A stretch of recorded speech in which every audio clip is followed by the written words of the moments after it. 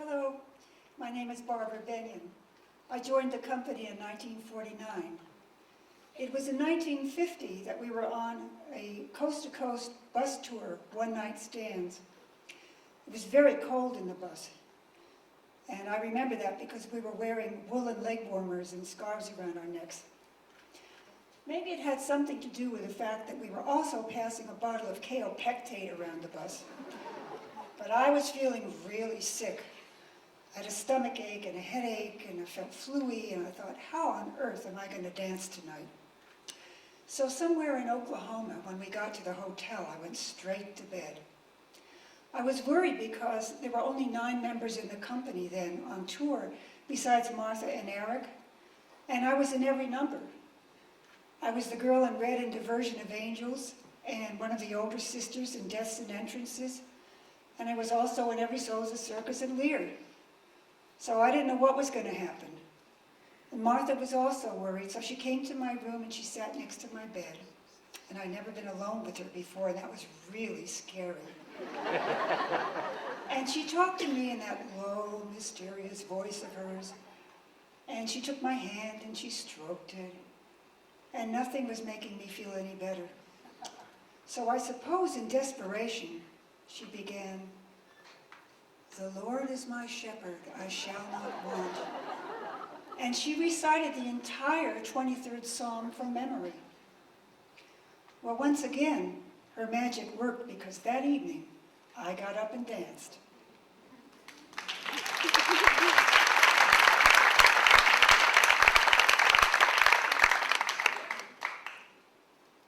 Hello, my name is Steve Brooks, and I joined the company in 1981 and danced with it for over a decade. I'd like to actually talk to you about a moment I had with Martha. It happened in the early part of 1990. Martha had this idea for a new piece and she wanted to talk to me about it. So she said, "Why don't you come down to my apartment for tea?" So one Sunday afternoon I went down and she began kind of mulling over some ideas that she had. And she said, "Steve, I want you to listen to this music." And she presented me with a cassette, and it was Shaker Loops by John Adams. And she said, "Why don't you listen to it for about a week and just see how it moves you, and then we'll go in the studio and do some improvisations and work and see if we have something that we can begin with." And so for me, this was like being at a salad bar. This was my opportunity to impress Martha with all that I could do. So the next Sunday, we get there, it's just Martha and I in the studio, and she sits down, she puts on the music, and she says, "Now show me." And so I begin to run around the studios. I'm doing bisons, knee crawls, jumping, leaping, twirling, and swirling, and I fall down on the floor at the end. And so she looks at me, she turns over the tape recorder, and she shuts it down, and she says, "Steve, come here." And she told me, some of the best dancing is done in stillness.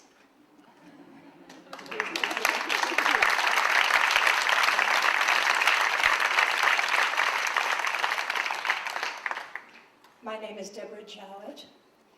When I came to New York in 1953 to dance with Harriet Ann Gray, I knew Martha Graham only from photographs.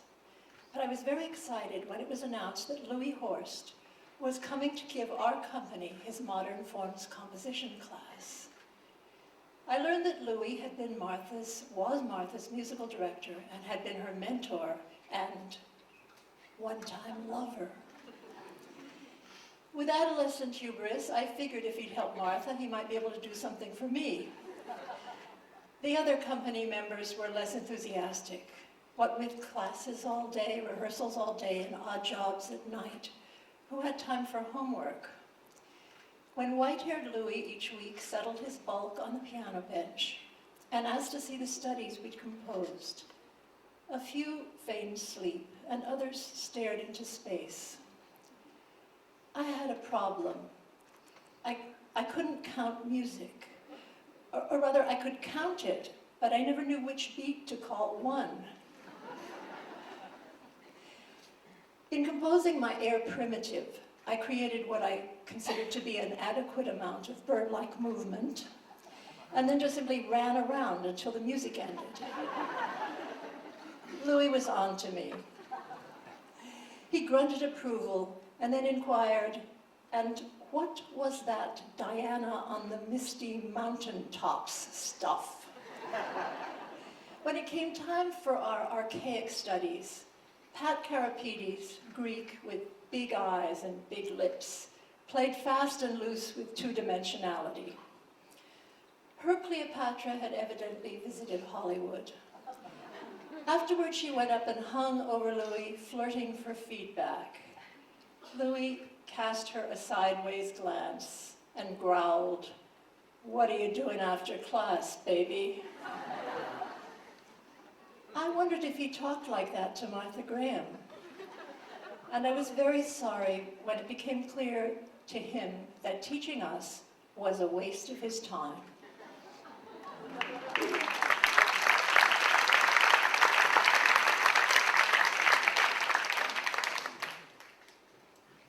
My name is David Chase, and I came in the 70s. Initially, I heard remarks from Martha Graham such as, "You're doing very well, young man, and you have a beautiful body." In a very short period of time, that had transmogrified into, "You need to find a deeper manhood, David." What she intuited was that beneath that Dionysian exterior was a repressed, very polite and uptight little Bostonian boy trying to gain favor with mommy. I blamed Miss Graham for my lack of artistic success in the company, and it's taken me a long time to understand all she wanted was for me to break free of those chains, those mind-forged manacles, and be what she saw and thought I could be. Thank you, Miss Graham, for those opportunities. And I want to leave you with something that she said to me in a phone call when I told her I was leaving. She said, "David, you are too intellectual.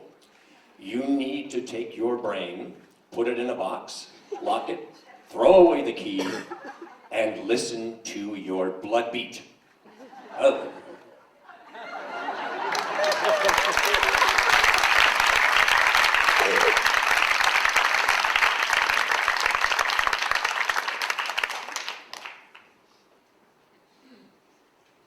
My name is Miriam Cole, and my story has most to do with a 3-year-old boy and Martha's class.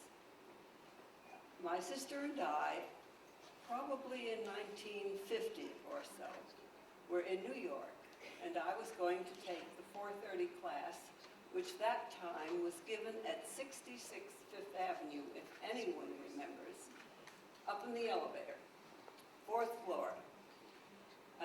My sister's son, who was 3, was with us, and she said, "I have to go out. What am I going to do with David?" I said, "Don't worry, he can watch class. Miriam Schusterman will take care of it." So we went upstairs, David and I, to the studio, and there was Miriam Schusterman, Martha's secretary, and I asked if he might see class. She said, "Certainly." But I thought I had better ask Martha first, since she was teaching. Martha said that was fine, he could watch. She showed him the doorway, she showed him the curtain rod, she showed him the curtain, and how he could look through and see class the whole time. The pianist for this class was a wonderful pianist named Ralph Gilbert. I don't know if anyone ever heard him or remembers, but he was fantastic. And he was the accompanist for that hour. The class started and we all sat on the floor, quietly doing the breathing and the small contractions. And then it came to the part where everyone was sitting with the legs apart, the arms out to the side, and the large contractions. At that point, when we began, Ralph gave one of his wonderful dramatic chords. And little David, who was watching, watched this performance, heard the chord, and went, "Oh!" and ran out of the room. Needless to say, we all got a big kick out of that, and I do think it's one of the best kinesthetic reactions I have ever seen to any Graham movement.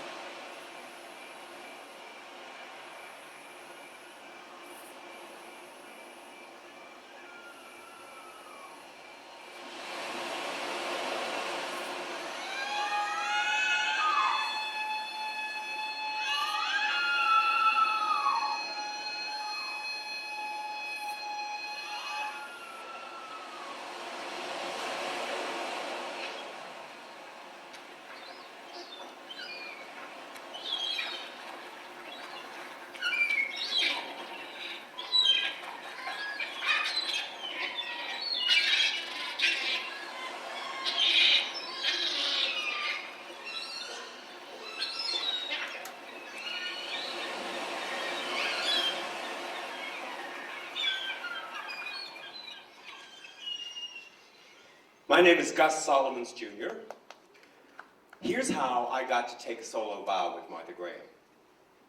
The ballet was The Witch of Endor, which premiered in 1965.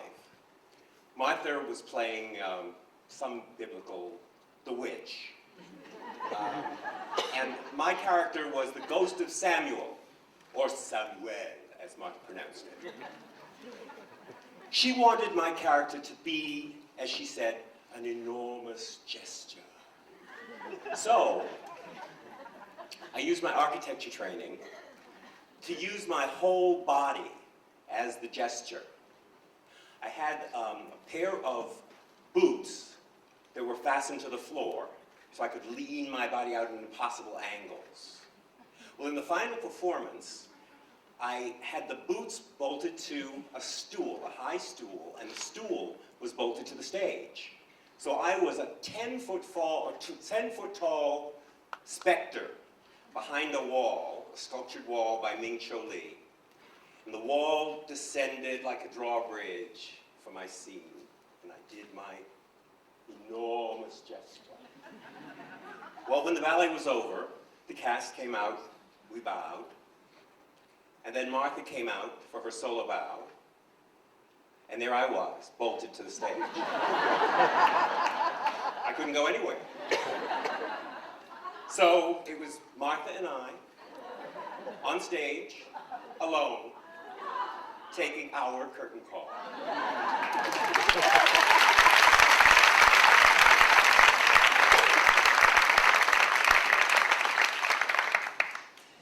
Hello, I'm Peggy Lyman Hayes, and I was a real brat. I think my family and friends and some colleagues may argue that I still am, but I think I've mellowed. It's a good thing, however, that I was not mellow when I first started working with the Graham Company in 1973, because Martha required enormous amounts of negative energy and conflict to fuel her creative process, and I was able to give it back to her in spades. Now, she actually expected us to work 7 days a week when I first got there. I was straight off of a Broadway musical, Sugar, which was a musical version of Some Like It Hot. I was a real Broadway union babe and was not going to work 7 days a week without overtime pay, so I said no. Well, this immediately established between us both antagonism and respect for boundaries that ebbed and flowed for 19 years. Now, if conflict didn't exist, Martha would create it among the dancers.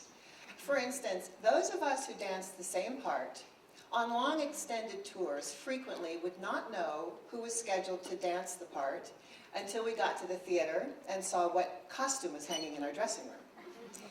And so, as the dancers, we had to be mindful not to let our professional competitive spirit turn into personal petty feuds. And I thought such mental manipulation and treachery was cruel. And as the dancers' union representative, I told Martha so. She countered by telling me that if I didn't like the way she ran her company, I could go back to Broadway and the musical Sugar where I belonged. So this was the ultimate cruelty to me, so I did leave. I left to create a solo evening for myself, but then I came back when I was asked. And then I left again to direct my own company, and I came back. And I left again to have my son, Kevin, who she adored, and I couldn't stay away from Martha and the work's passion, humanity, human drama on and off the stage. I was addicted to it.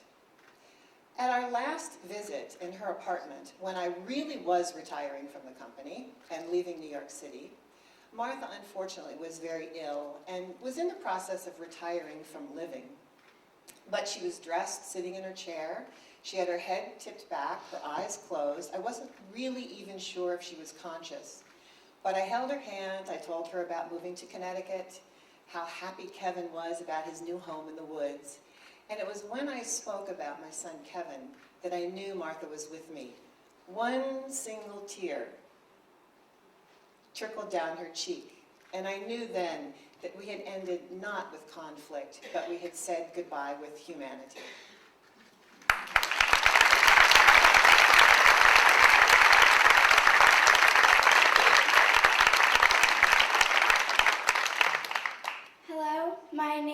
Chiara Della Gioia, and my grandfather is Norman Della Gioia, and he wrote the music for Seraphic Dialogue and Diversion of Angels.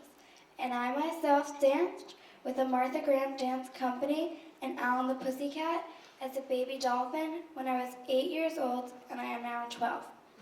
My father asked my grandfather Norman, who is now 94, to write a letter explaining how he met Martha Graham. And this is the letter he wrote, and I'd like to read it for you. Some 70 years ago, I lived in a one-room hotel. One day the phone rang, and to my surprise, the caller said, "This is Martha Graham. Is this Norman?" Stunned, I admitted it was. She continued, "I think it is time we did a work together. Can I come over now to discuss this with you?" I concluded this was no dream. She came. I was flustered.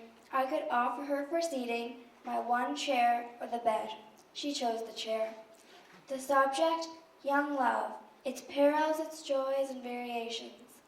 Was I confused, she asked. Maybe a little, but I knew I could write her a love letter in sound because I knew and loved her work. It eventually became the score of Diversion of Angels. I might add that Martha never fussed over her scores. She respected the composer's imagination.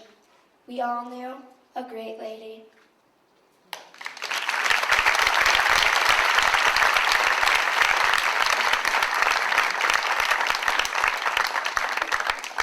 Hello, my name is Virginie Messen, and I joined the company in 1994. My memories of Martha Graham is when I was at the school. I joined the school in 1988. At that time, you could see Martha Graham walking around the school. She will come in class, she would just sit there, she will observe, and then at some point she will call everybody. Everybody will come in, and we all sit down on the floor. We were all looking at her with big eyes, and she would say, "Use your breath, you have to breathe." And we were all looking at her chest, because it will go up and down, and expand and retract. From Studio One, you could walk to the garden. It was full of ivy, it was so beautiful.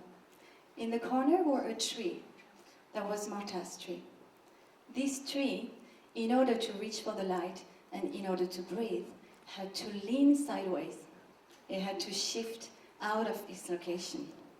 But there, right there, in front of it, was a fence. Pieces of metal crossed this way, as if to say, "Stop." But the tree did not stop. It went straight through that fence, grew through the fence to reach for the light. Martha loved that tree. She talked about it a lot in her books, and I think it's because of its force of nature. One day, I was walking away from Studio One, and there comes Martha Graham walking in front of me. I opened the door for her. She looks at me and she said, "Hello." And her eyes, her gaze were so sharp that it pierced me. I felt as if it pierced my soul. And it was as if in an instant she could read everything about me. But I think really that what I saw inside of her, what I saw through her eyes, is that strength with which she must have fight for herself during all those years, all those obstacles, exactly like the tree. And I think what I saw right then, at that instant, it's her own force of nature.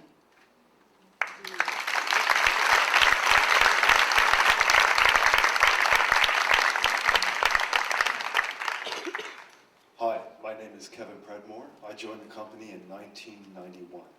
I was asked to speak about Martha and or my experience with the company, and I've written a short essay that I'm going to read for you. Aside from a few times in the studio and passing her as she was being escorted to rehearsals, my experience with Martha Graham is with the work and the technique. There are many layers in each piece that brings a fresh point of view, yet there is no substitute in being a part of her work as a performer. The first times are always special to me. In my first year in the company in '91, one of the pieces being performed at City Center was Rite of Spring. Rite of Spring is one of the few pieces that has a chorus of men. As indicated in the title, the piece has a strong ritualistic theme. Martha's ability to draw on ritualistic idea has always intrigued me. So there I was, as the curtain is about to go up on my first night of Martha's Rite of Spring, wearing nothing but a loincloth, which is about most of men's clothing. And I'm jumping around, going over movement more out of nervousness than anything else. The curtain goes up and the piece begins. I make my crossing as rehearsed and go to my place and hold still until my next cue. All the men get into a line and we begin to stomp our heels in rhythm, which leads to a diagonal crossing and into a circular leaping. Everything is going as rehearsed. We get to the section where the chosen one has been picked and has gone through her initiation and all the men are around her. She has a moment where she tries to get away by diving away from the center, but each of the chorus men catch her and return her back to the center. I was the first to catch her. I was ready for the cue and ready to catch Therese Capsuli, who was playing the role of the chosen one that night. Now, just to preface, those of you who know Terry can back me up that she's a very dynamic performer. As I turn to catch her, she's already airborne and propelling herself with complete abandonment. I think my thought at that moment was, "Ah!"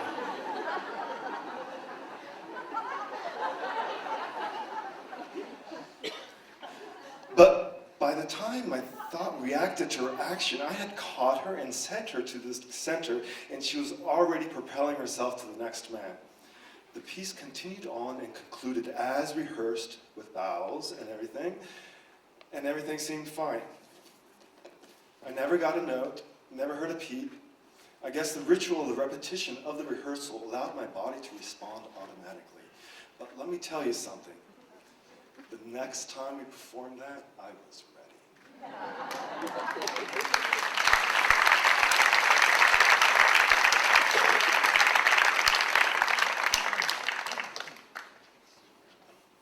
Hello, I'm Daniel Maloney, and I joined the company in 1973, and I remained until 1980. When I think about the very first time that I walked into the Graham studio, which was in 1967, the image comes into my mind of a tall Victorian house that sits high on a hill, sort of like the one from Psycho, complete with long, dark corridors and stairwells that seem to disappear and go nowhere. And if you were lucky, or unlucky, depending on your point of view, you got to see her gliding down the stairs and disappearing into the large chamber we called Studio One. A few years later, I was in that same chamber auditioning for the company. I was at the bar, legging a la Sacon, and while I knew Martha was in the room, I didn't know where she was. That is until I felt a little tap on my derriere. I turned my head slightly, and there she was. She leaned over, and in her best Mae West voice said, "Ya got a nice body." She then moved down on the bar. I was struck. I didn't know what to think. Am I out? Am I in? And then I was thought, oh my God, the goddess has spoken to me.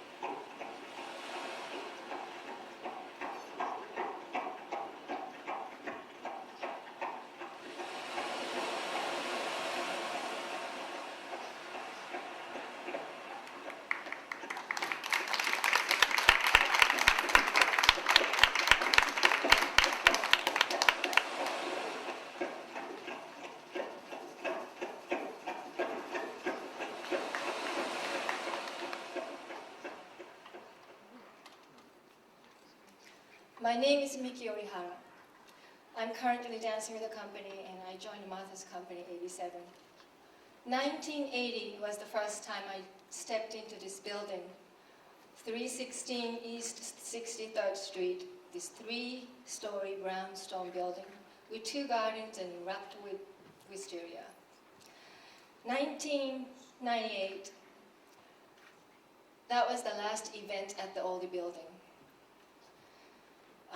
The showing for the summer program for teens camp, and I was teaching steps in the street. We are in the Studio 1 waiting this showing to happen, and all the backs to the mirror. And there was 2 doorways in the Studio 1, one to the garden, one to the hallway. And I was just looking at this hallway door, thinking, this is the studio. Martha created all this ballet, and she filmed Dancer's World. The minute I was thinking about it, this doorway opened and closed. And I'm not the type of person who sees ghosts, so I thought, I turned to this lady next to me, said, "Did you see it?" And this lady said, "Yes, I did." And all of a sudden I thought, Martha's here.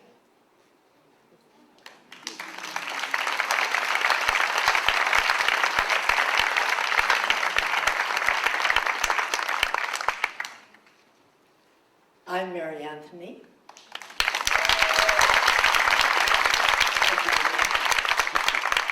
And I think it's important that you know I'm going to be 91 in November.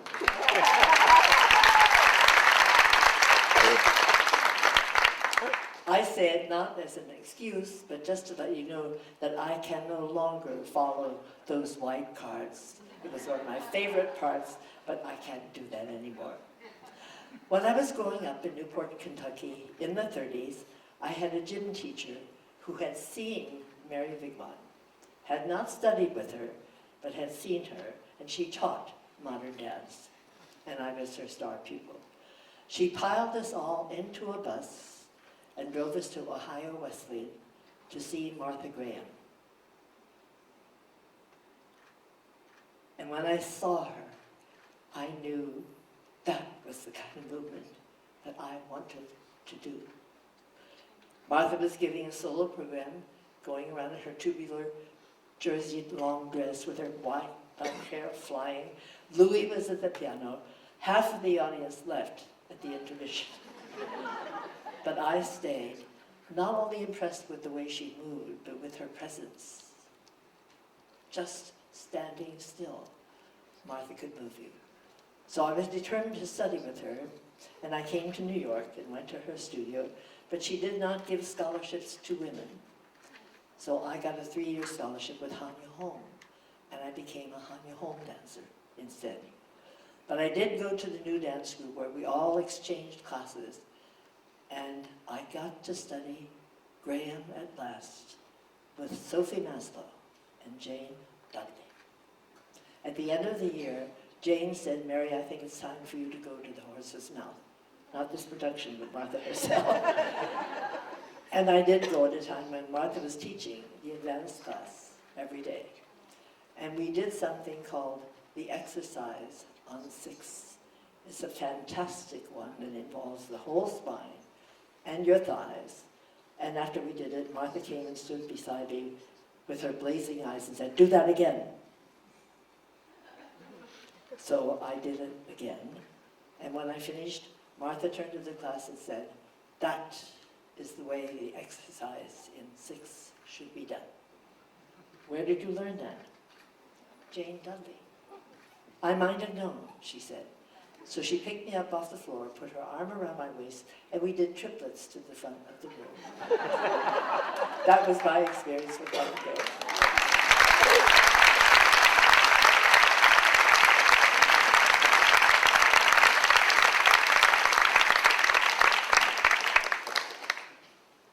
I'm Don McDonough.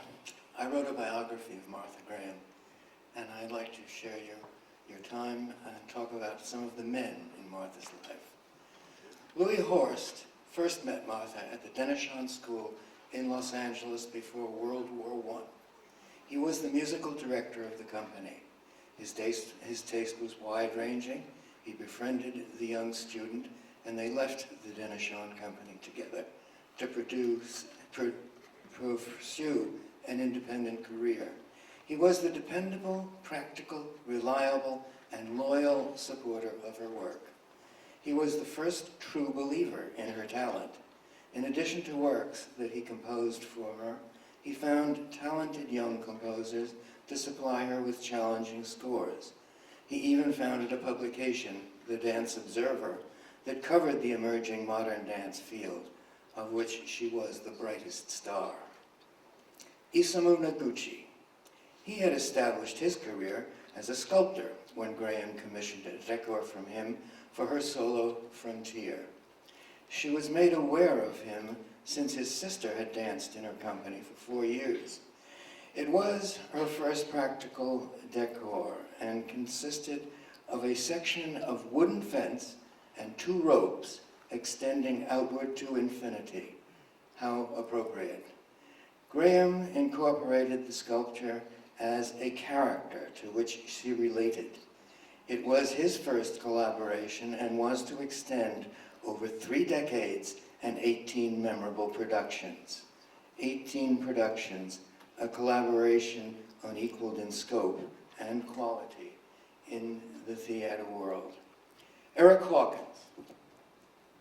For the first decade of her career, she had performed as a soloist or as the leader of a company of young women. Hawkins looked in at a class in her studio and asked whether she might be able to use him. She invited him to join her company. The presence of a man opened up a dramatic possibility, and she made brilliant use of them for the rest of her career. Their marriage ended, and so did their theatrical collaboration. He established his own company and developed a movement technique completely removed from hers. Stuart Hodes. The end of World War II brought a whole new generation of aspiring students to the Graham studio. Among them was Stuart Hodes, who had spent the war in the Army Air Corps flying a bomber. It was hardly preparation for a dance career, but he persisted and eventually became a member of her company. His qualities included a wonderfully powerful, solicitous, and gentle style of partnering that displayed her sensitively while remaining a visible presence in his own right. It was a winning combination.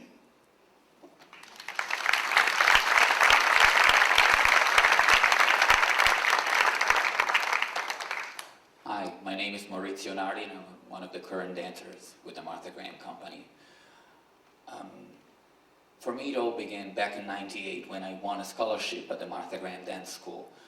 The first time I crossed the threshold of the old building was like stepping into a Mecca, a temple. You knew immediately that you were walking into some very spiritual place. Since then, I learned a lot, and I did make a lot of mistakes.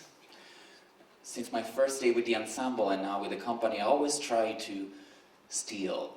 I sit in a corner and I watch and steal movement, phrases, gestures, and I try to make it mine so you can see me through it. But it's not always a very successful process. It was a rehearsal with the ensemble. It was actually the first time that I was meeting Yuriko. We were rehearsing one of her very choreography, and the piece was ending with the whole chorus of dancers coming back on stage, and I was coming through the center, downstage, and through a few steps in, she stopped everybody, and she pointed at me, and she's like, "You, what are you doing?" And this seems to be the most popular phrase at the school. You are not dancing with everybody else, you're not sharing, you're just dancing on your own, this is not your solo piece. What do you think, you're so good? What do you think, you're the best? Huh? Your ego, it's that big. And there I was, standing in the middle of the room with everybody looking at me with some pleasure, I have to say, while she was ripping into me. So that was the end of that rehearsal. The ensemble came back after the Christmas holidays, and we were rehearsing the same exact piece. Yuriko came through the door, and she started walking towards me, and I said, "Maurizio, just be nice." So she came about here. And she looked at me and she said, so, did you shrink your ego? I look at her and smile and I said, not even a little bit, because I like it as big as it is.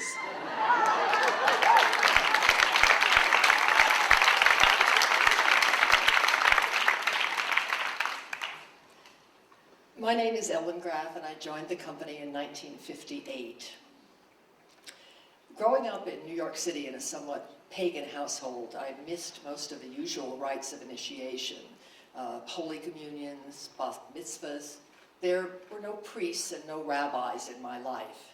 Instead, there was Martha Graham. As a teenager studying at the school, I was summoned, first to learn Night Journey under the eagle eyes of Helen McGee, and then to work with Martha as she began to choreograph the epic Clytemnestra.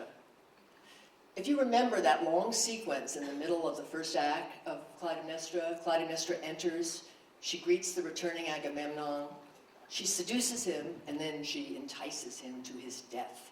And throughout this, she's accompanied by two handmaidens who manipulate this huge swath of red and purple material, transforming it from a cape for Martha into a marriage bed and finally a funeral bier. Well, I am one of those handmaidens, and this is my rite of passage. For 30 minutes every night, I stand beside Martha Graham, the avatar of modern dance, on the stage of a Broadway theater before a full house. It is terrifying. And here's what I learned. I learned to breathe instead of count. I learned to create a stage presence while immobile. And I learned to hurl bolts of material across the stage and then magically unfurl them to create a river of blood that sweeps from one side of the stage to the other. Now, in rehearsal, Martha never uses counts, and she rarely even talks about specific steps. Instead, she whispers mysteriously about entrapment, nets, and karma. I have to admit that the philosophical implications of all this sailed right over my head. What was she talking about? And what did it have to do with dancing? I was 17, and my idea of karma revolved around 17-year-old boys. I really wanted to learn about sex. Of course, Martha's dances during this period were really Rorschachs of human sexuality, with their unbridled passion and their repressed erotic desires, but I didn't get that either. Looking back, it seems to me that had I been a little bit less naive, had I paid a little more attention, I would have realized that it was really all there right before me. That is, everything I ever wanted or needed to know about sex.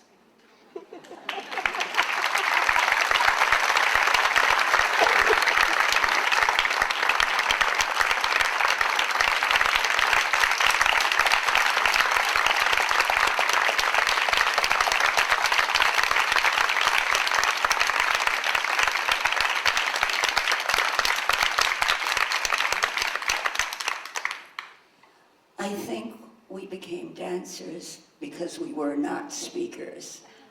So forgive me for reading this. And I have to put glasses on right now.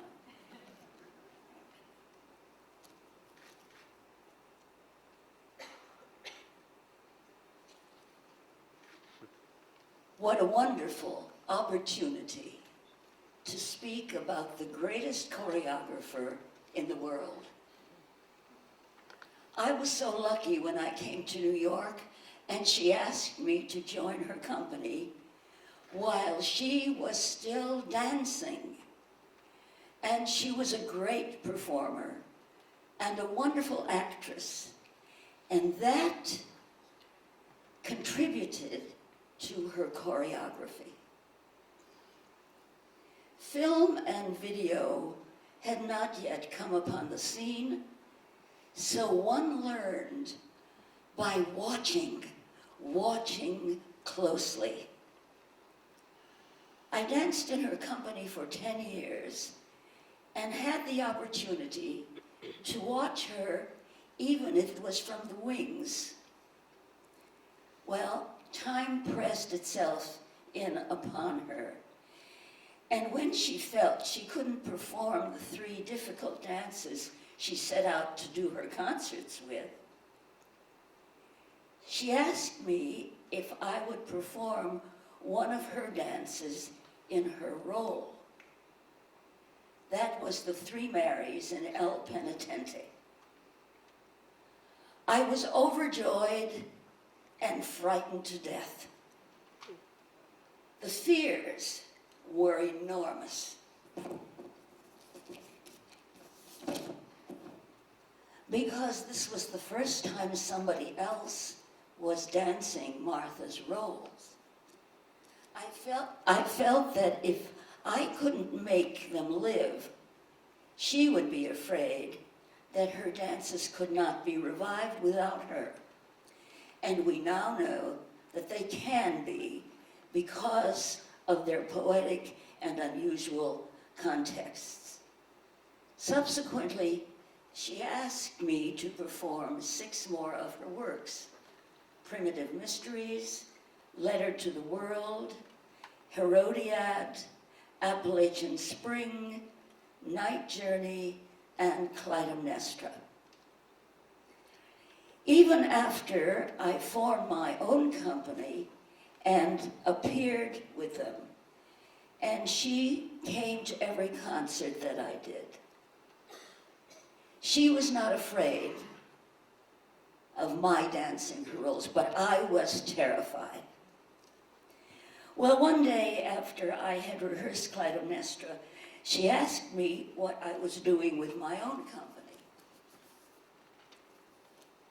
And I said I was thinking of choreographing the whole play of the Dybbuk, which I would call The Possessed. And I offered to tell her about it. And she said, oh no, I know that play. Louis Horst took me to see it a number of times. And we went to the Yiddish Theater on 2nd Avenue. I know the play. It's wonderful. She asked if I had music. I said, no. But I have a composer in mind. She asked if I had any money.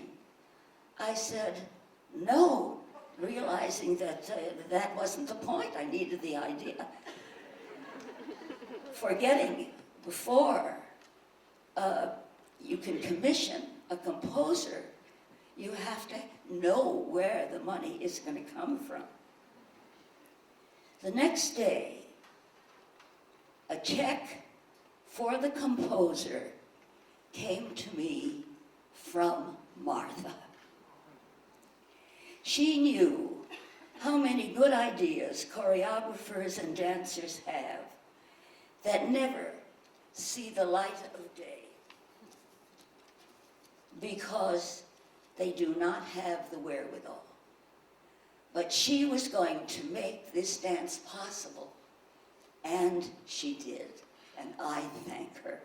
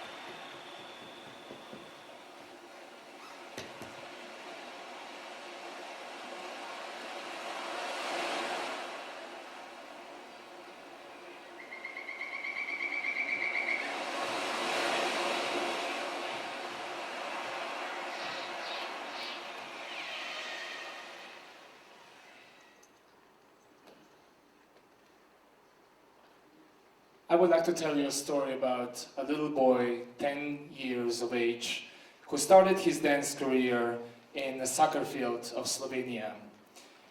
He was playing for a national league, and a local teacher asked him to start take dance classes because, as she put it, he had a good rhythm.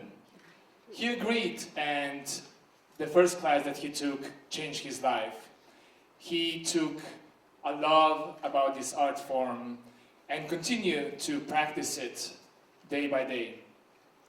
But one of the first classes he actually took was a class named ballet class, and he came home and his mother noticed his somber look on his face and asked him what's wrong. He said, "Well, that's not dance." She asked why. He was a little bit of a smartass.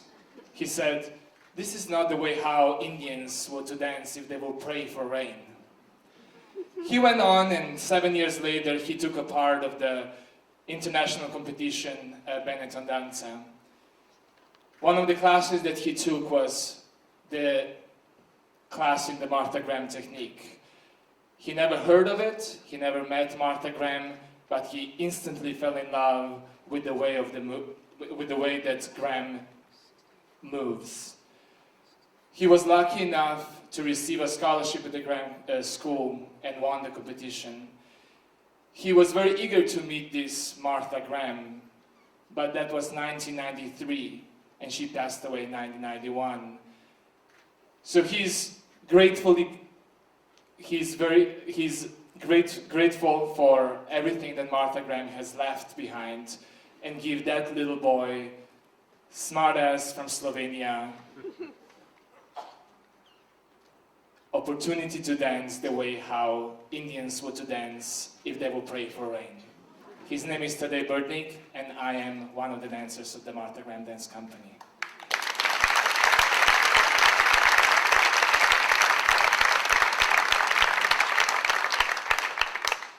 Hello, my name is Susan McLean, and I joined the company in 1977, and this is one of my memories of Martha.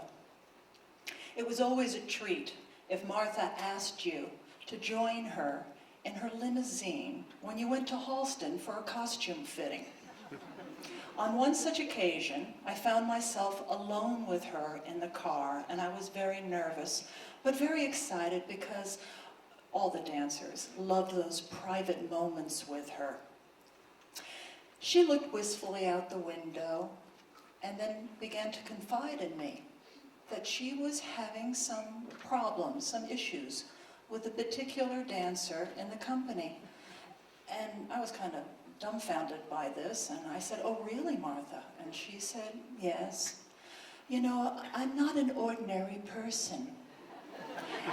And I said, "No, Martha." And she said, and this particular dancer, he's very capable, but he's too needy. He needs too much of my attention, and I don't know if I can give that to him. And I was so taken aback by her soul searching and her sensitivity in that moment. But, you know, I was scrambling, trying to figure out what to say, and I said, "Martha, you want to hear a joke?" And she looked at me and she said, "You're going to tell me a joke?" And I said, well, yes, I think actually it's an anecdote, but I think it's very appropriate to what you just said. And she said, "Okay." And I said, "Well, Martha, there's this farmer, and this farmer is a God-fearing man, a good man. He works the earth from morning to night. He's a family man, he's got 3 kids, a beautiful wife. Anyway, his life starts to take a turn for the worst. His crops fail, one of his children die, his wife gets very sick, he goes out of his mind, he tries to get his guardian angel, and he sees his guardian angel and says, "Look, you got to get me counsel with God. I've got to see God." And the guardian angel said, "Well, it's very hard to see God. I got to see God." So he's granted this, he sees God. He says, "God, why are you doing these things to me? I'm a good man, God-fearing man. Why?" And God says, "Well, no particular reason. I just don't like you." And Martha just kind of stiffened her back. And she looked at me and she said, "Susan, you're a brave girl." And you know, I meant no disrespect in that. It was really a naive moment on my part. It really was. But I think in that moment, I saw Martha as a demigod. I think most of us did. And we wanted her to smile upon us. We wanted her approval. We wanted her to like us. And sometimes she liked us, and sometimes she didn't. But ultimately, I had to put that aside, and all I cared about was doing justice to her beautiful works.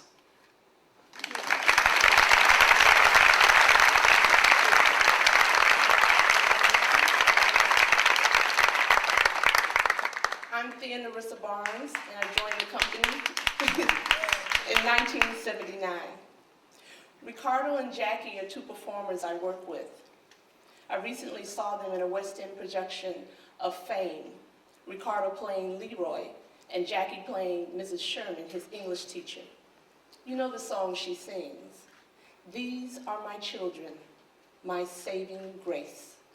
I see my calling in every face." Seeing them reminded me of a conversation I had with John Parks backstage at City Center when I was in the Ailey Company. He asked me, "What do you want to do?" I said, "Teach." He said, "Well, then you'll have to be a really great dancer. Be a star. Then you'll have something to teach about." My instincts led me to the Graham School, and then the Graham Company. There, under Martha Graham and numerous teachers, I learned what to teach and how to teach it. But in reflection, I never wanted to just teach. Like I told my grandmother, I didn't want to be just a housewife. I didn't want to be just a teacher. My dream came true when Martha choreographed Song on me. In the year it took to choreograph the dance, she had one moment when she was extremely frustrated with me because I wasn't doing the movement just so. She said, "Who do you think is going to help you? God?" I said, "Yes, he will." Now, when I think about that moment, I'd like to believe that perhaps I was Martha's saving grace.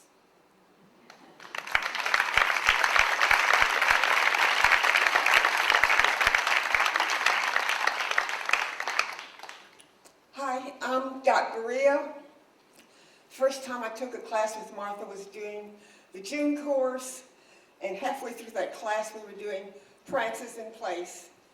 I felt something near me, and Martha said, "Dot, you dance from your ankles down."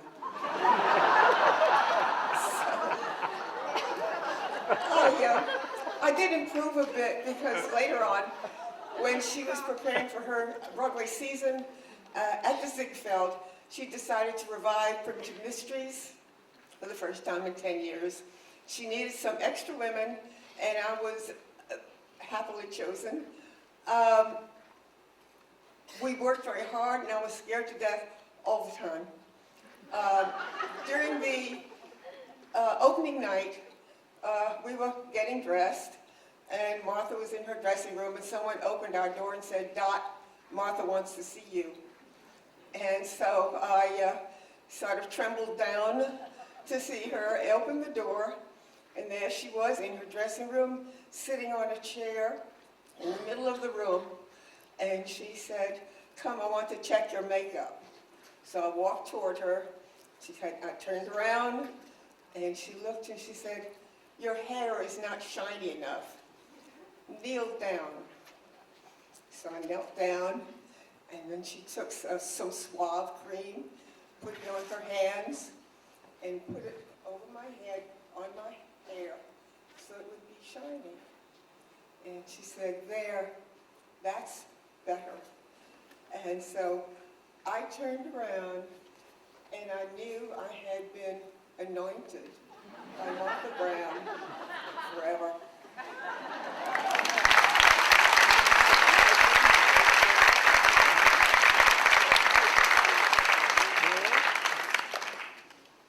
Hi, I'm David Zurak, and I joined the company in 2002.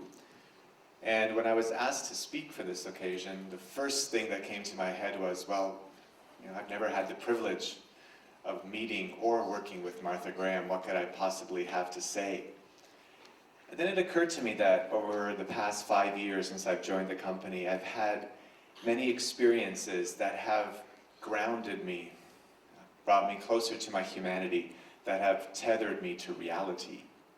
So I've come up with a list, my top 10 experiences that have tethered me to reality. Number 10 is wearing those very, very small costumes.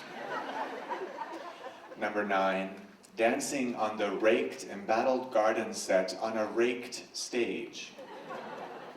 Number 8, premiering Oedipus and getting caught in my cape. Number 7, slipping on my own sweat and falling on my back during the bow of my premiere of Errand into the Maze.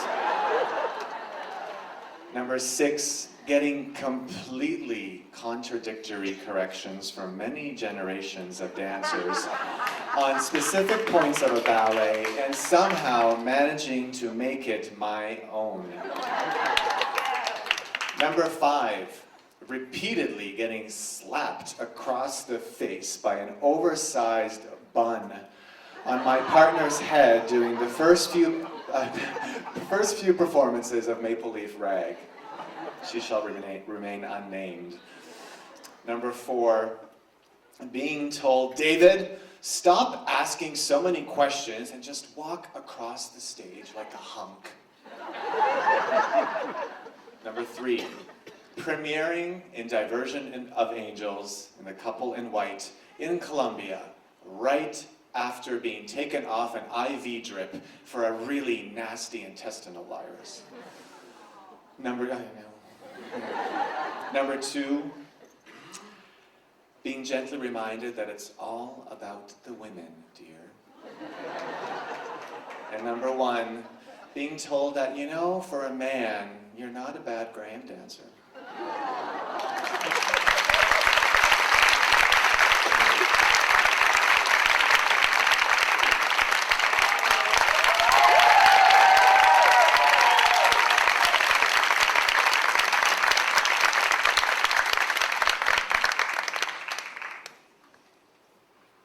I am Mary Hinkson, and I'm pleased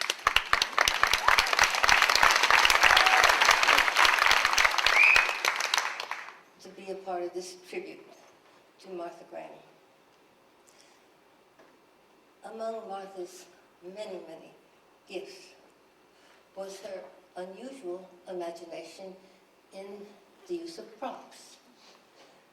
Just think, she discovered some unusually beautiful wooden sculpted pieces in the basement of the old Juilliard. She decided to use these as her set pieces for a work called Canticle for Innocent Comedians. Then, instead of using stagehands, Martha decided to use the dancers to manipulate the pieces on stage, creating different areas of space. It so happened these pieces were wood on one side and a beautiful, beautiful blue on the other side. They kind of suggested kind of a heavenly atmosphere. The work consisted of a series of solos to be formed by principal dancers. In the meantime, the pieces were manipulated by pushing and pulling and turning by the choreographers. This is what Martha called us who were new in the company. One of the theme of the piece was in praise of elements of nature, such as sun, earth, water, fire, stars, the moon, and even death. Each piece was performed by a solo. Each solo was performed by a principal dancer in the company. I was then a choreographer, and I was stunned and surprised and pleased to be chosen to perform In Praise of Earth, to replace Natanya Newman, who was unable to perform due to illness. This, of course, was a great honor, but it was not without problems. Martha decided that Earth should dance with dogwood branches, live dogwood branches of equal height with blossoms equally distributed. Martha also believed that it was important for every dancer to participate in the preparation of her role. It was then my task to go all over Manhattan trying to find live dogwood branches of equal height with equally distributed blossoms off season.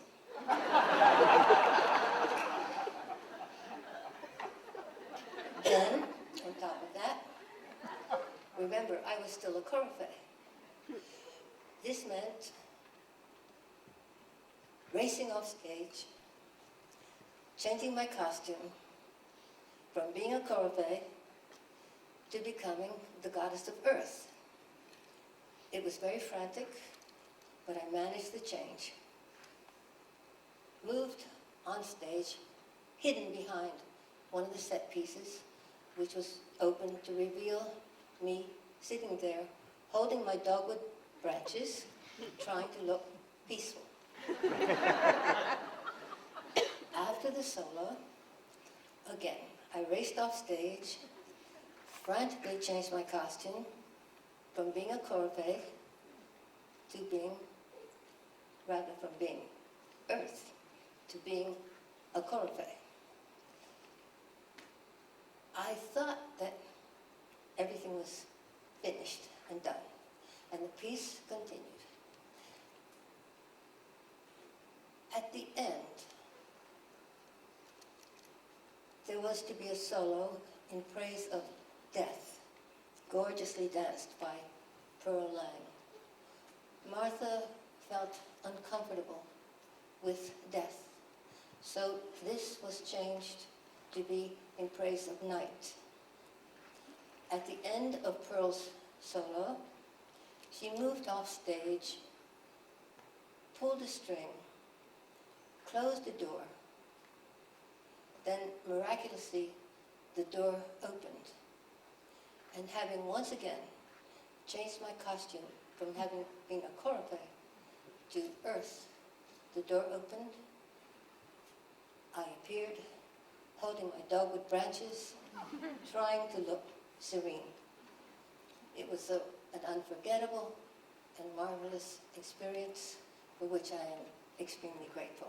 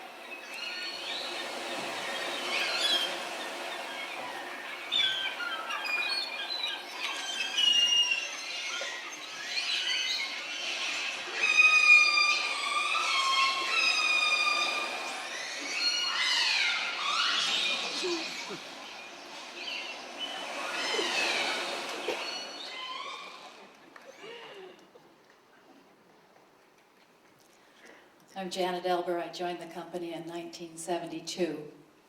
When Martha was directing, she rarely talked about your dramatic performance.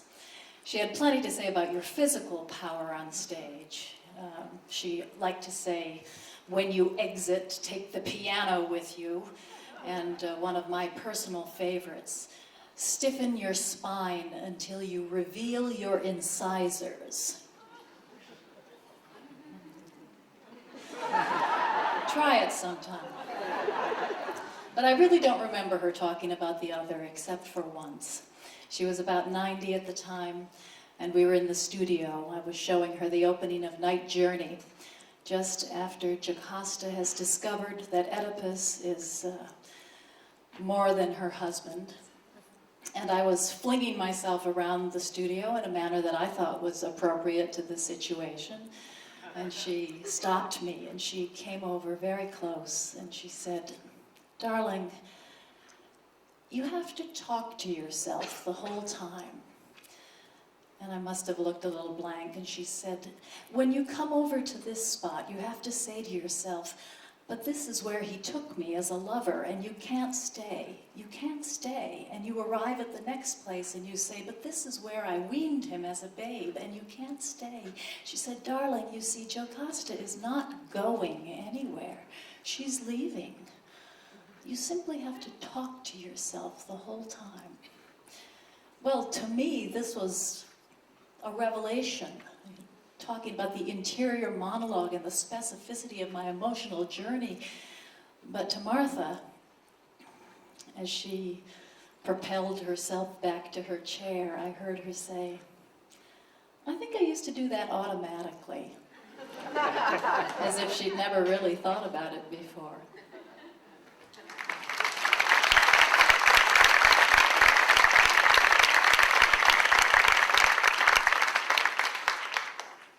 My name is Pascal Rioux, and I joined the Martha Graham Company in 1986 for 9 years. We're in 1990, and I tore my Achilles tendon. I had surgery and had a cast, one of those with a little rubber tip so that you can walk on it. And the company goes on tour. One day the telephone rings. "Pascal, yes, this is Martha." You realize we didn't get Martha on the telephone too often. Said, "Why don't you come to the studio and see me? I know you're in a bad place." Went to the studio, and she was just absolutely wonderful, almost motherly, and told me not to despair, that this shall pass, and that I'll be back in no time, in full force. She was just, I guess, human. It was a wonderful moment. I went home, and a couple of days later, the phone rings. "Pascal, yes, this is Martha. Will you come to the studio? I have an idea." I go to the studio, drag my cast in. She say, "I have an idea for a new ballet. Would you like to work on it with me?" I say, "Martha, I have a cast." "So?" She says, "All the contrary. I have this idea for a piece. This will become Eyes of the Goddess, Martha's last and unfinished piece. And it revolves around this character. It's a character of death that you portray. This character has a long staff with a hook that he uses as a cane to drag himself around the stage. He's also pulling a cart on which there are an assortment of props, which he offers one by one to dancers after hooking him or her around the neck. And he offers them that as it's a sign of their vanities or sins, and he seduces them and eventually almost fight with them all the time. Anyway, long story short, after weeks and months of working on the piece, we must be about 3/4 of the piece. Martha comes to this block. She starts just repeating herself, not being able to go on, and we repeat the same thing, and I come back, and she gets frustrated, and I get frustrated. She gets feisty, and I get feisty. She starts accusing me of not remembering the step, of changing all the steps, not doing them the same way I did them yesterday. I said, "But anyway, at some point, it cannot go on." I realized that this is not going to happen. I go to Martha, and I felt so terrible. And I whisper in her ear discreetly, "Martha, I just don't think I can go on. Obviously, maybe it's me. I don't know what it is, but we just can't do it. Maybe somebody else should step in." The rehearsal stops. We come the next day, she starts on a new piece. 6 months later, Martha passed away. And very often after that, I thought about it, and I thought, you know, I wonder if that fight she was having with the piece with myself as the character was not the real thing. And I also thought many times, if I had the nerves and the courage to keep going through this, would we have been able to push that moment a little longer? Somehow I don't think so.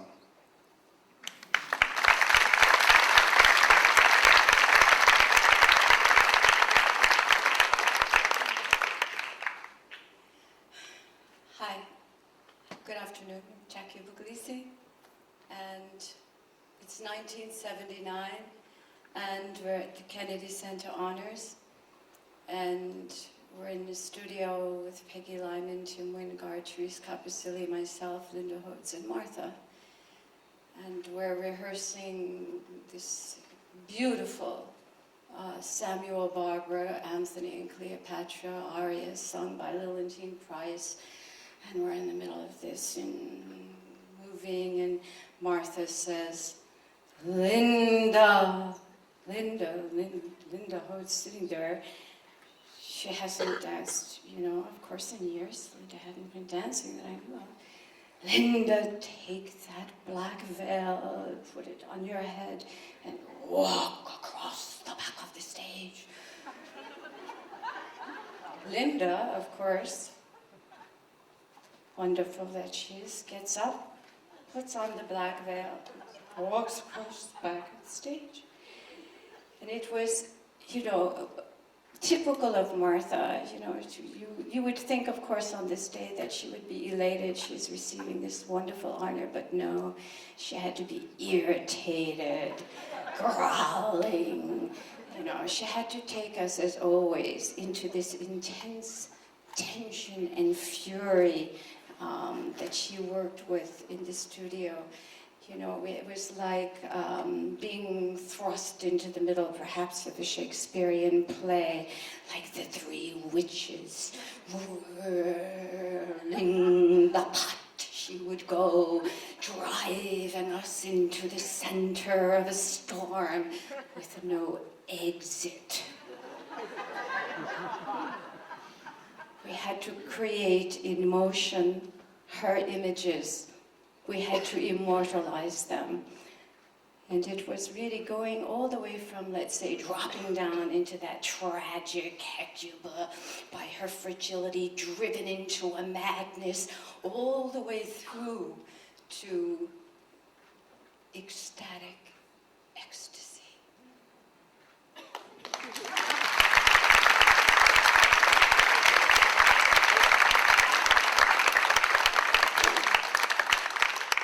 My name is Stuart Hodes. I joined Martha's company in 1947. My offering has a title. It's called Martha's Rap. There once was a lady named Martha Graham. She could dance and she could slay 'em. Ruth St. Denis said, she's ugly. Ted Shawn said, that doesn't bug me. We need Martha Graham, you see, because I want a partner not as pretty as me. So Martha danced her heart's desire, and soon she set the world on fire. In Rite of Spring, she wowed them all at Radio City Music Hall. But Martha wanted her own dance troupe, got a passel of gals, began her group. A guy named Eric, another named Merce, expanded the whole dance universe. She made a dance, Herodiad. Critics wondered why she had. She made a solo, Imagined Wing, and a cute piece called Appalachian Spring. Critics screamed, desist and cease, as Martha became the dance high priestess. Lincoln Kirstein was horrified, saw a contraction and darn near died. Said, Martha's too brainy and oversexed And even worse, her feet are flexed. The folks in London said, I say. Jerusalem said, Shalom. Oy vey. Tossed her roses in Japan. The Shah said salam in Iran. Now Martha's in heaven, and as we speak, teaching a class in Graham technique. Emily Dickinson's doing prances. Star jumps, elevate St. Francis. Agnes de Mille's in Lamentation. Medea's cave turns, a sensation. Nuria's knee crawls are lyrical.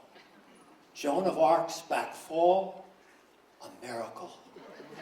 Clytemnestra's found redemption. Lucifer's out of detention. All the angels are diverted.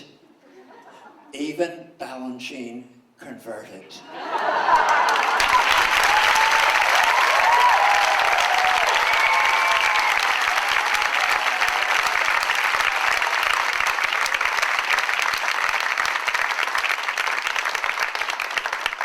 Now, every day on celestial grass, heaven is taking Martha's class.